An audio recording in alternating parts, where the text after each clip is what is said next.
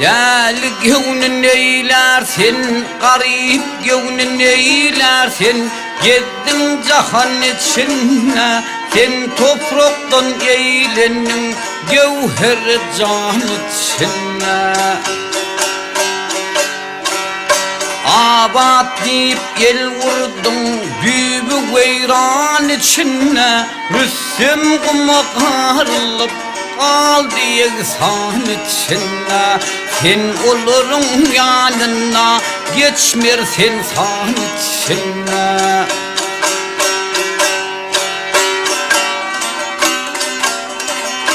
La ilahe sen sakla, ya Huday can sen sakla. Karakçıda yollarda sağı solu çakarlar, su akmayan çöllerde.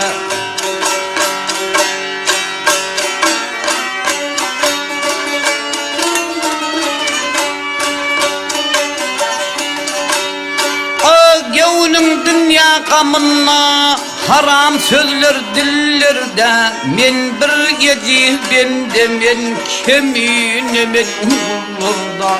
Ken günaler kazanım az forsotlu yıllarda. Kızalı tokoyma vur yağışı yaman içinde.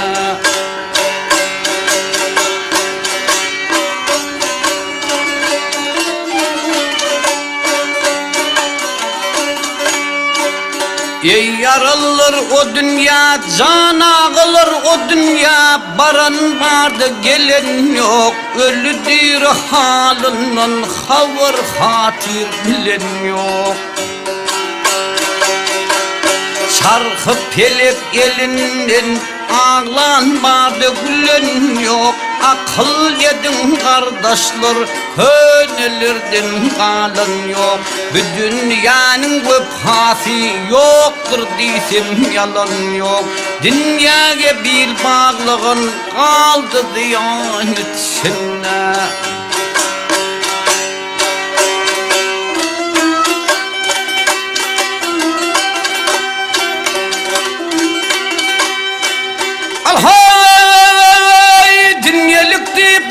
Sen baylık deyip yortor sen. Ta içinde dem vardır, dem içinden çıkyança başında mınkam vardır.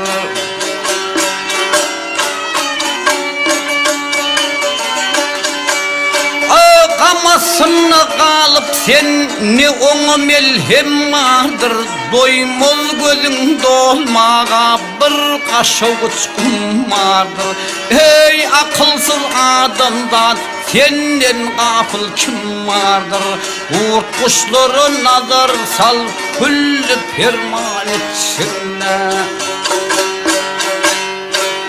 Mağtın kulu ağlayır, mağtın kulu ağlayır. Lolu pelep bezenir, gönlünü mayıl kılma, ona karşı gözünü.